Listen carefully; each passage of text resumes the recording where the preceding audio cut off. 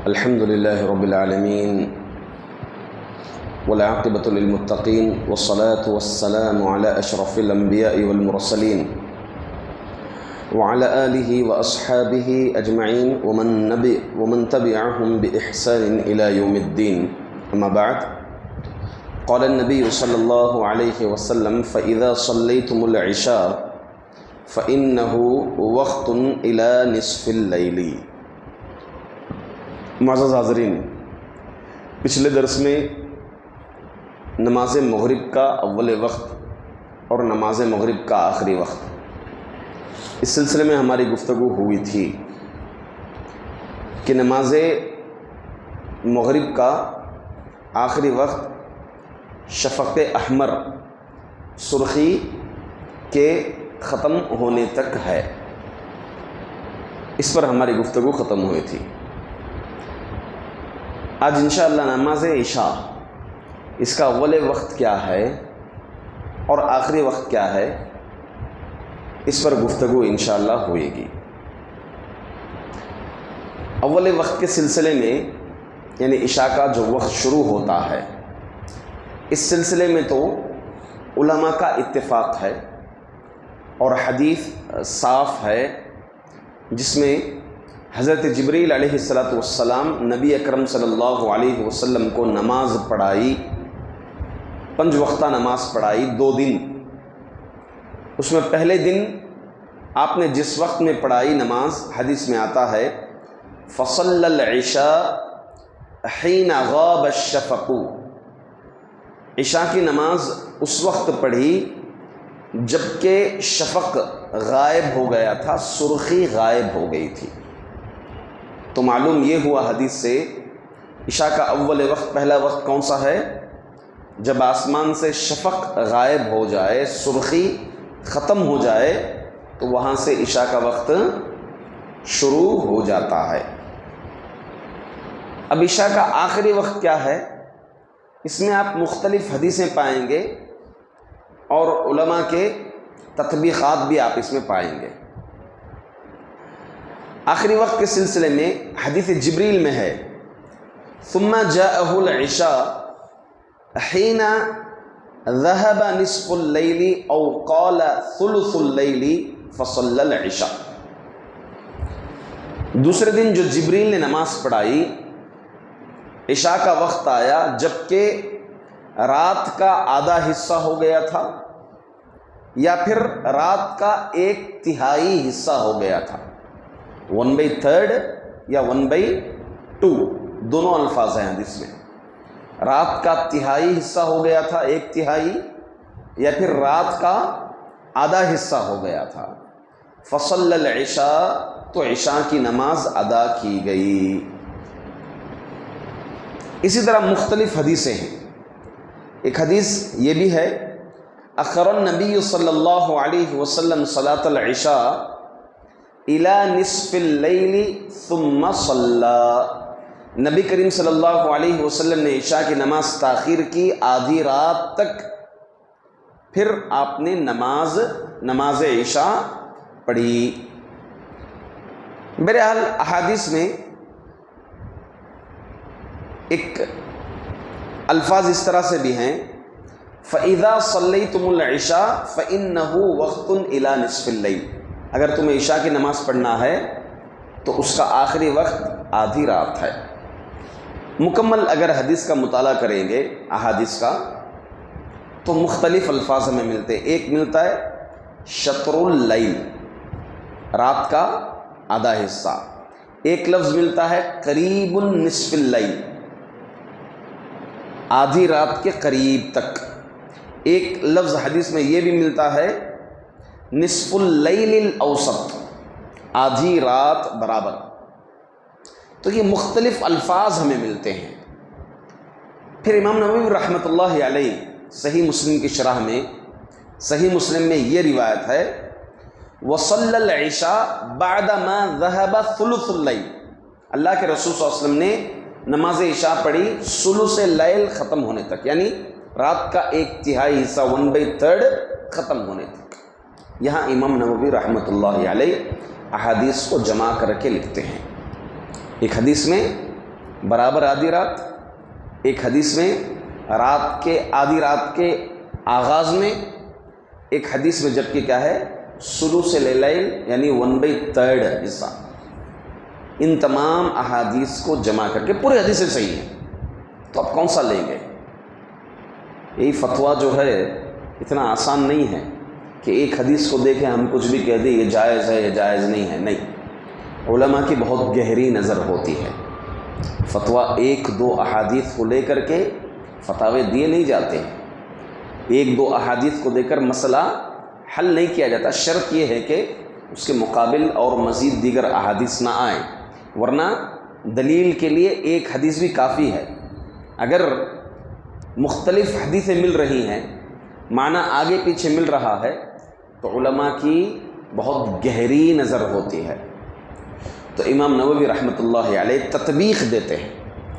حدیث کی صورت کیا ہوتی ہے؟ جب ایک حدیث دونوں حدیثیں صحیح ہیں، معنی الگ، ایک جو ہے 1/3 رات بتا رہی ہے، ایک جو ہے آدھی رات بتا رہی ہے، اب دیکھیں گے کہ حدیث مقدم ہے یا مؤخر، اسی طرح چھانٹا جاتا ہے، یعنی مقدم حدیث مؤخر حدیث، اللہ کے رسول صلی اللہ علیہ وسلم شروع میں عمل کون سا کیا اور بعد میں کون سا کیا۔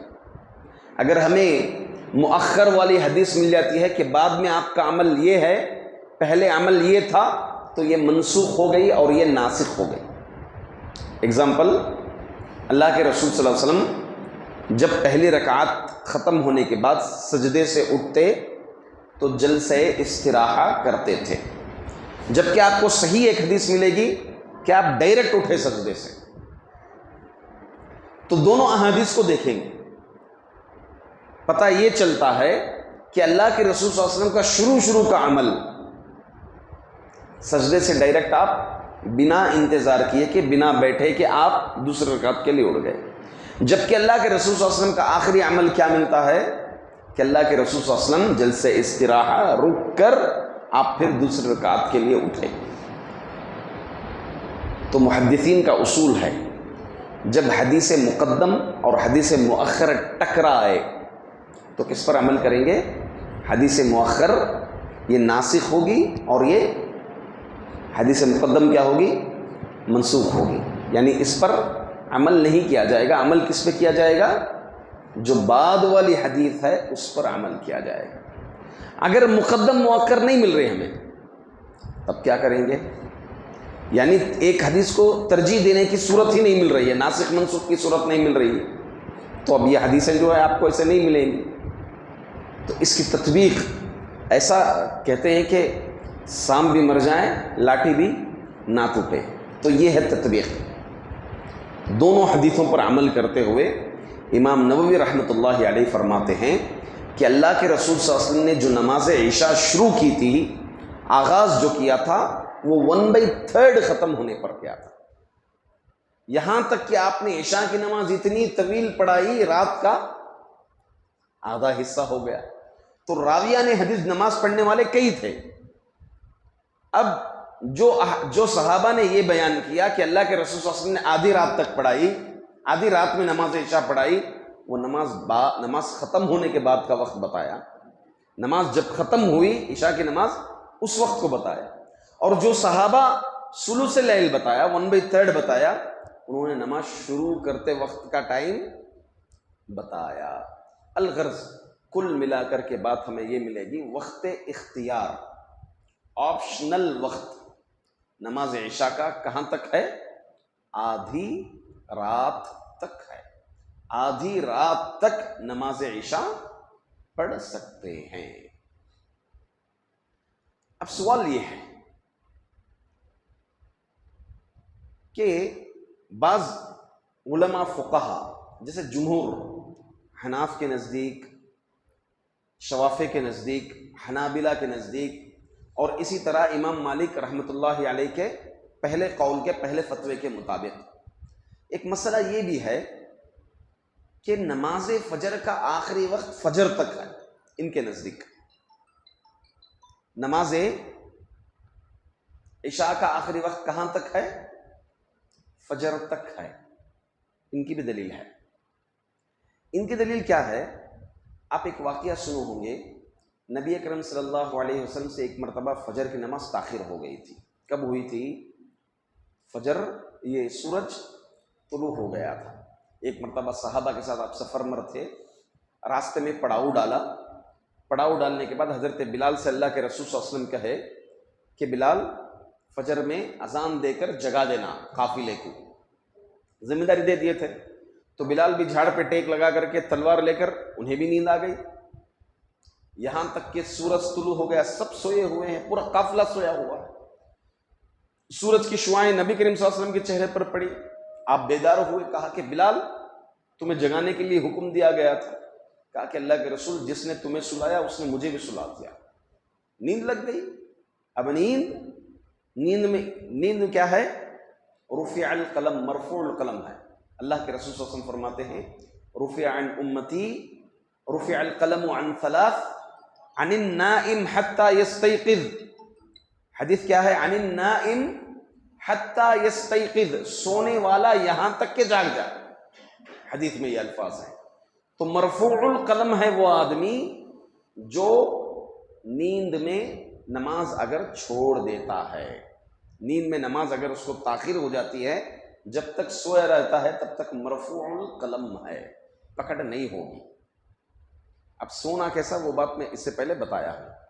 بہرکیف اللہ کے رسول صلی اللہ علیہ وسلم اس وقت نماز فجر پڑھی، آپ نے نماز فجر طلوع شمس کے بعد پڑھی، اس وقت آپ نے یہ فرمایا انہ لیس فی النوم تفریط انما التفریط علی من لم یصلی الصلاۃ حتی یجیء وقت الصلاۃ الاخری۔ اللہ کے رسول صلی اللہ علیہ وسلم نے فرمایا نیند میں کوئی پکڑ نہیں ہے، تفریط نہیں ہے، یقیناً پکڑ اس وقت تک ہے جو آدمی جاگا ہو اور نماز نہ پڑھا ہو، یہاں تک کہ دوسری نماز کا وقت آ جائے۔ کیا لفظ ہے؟ یہاں تک کہ دوسری وقت کا نماز کا وقت آ جائے۔ تو معلوم کیا ہوا اس حدیث سے؟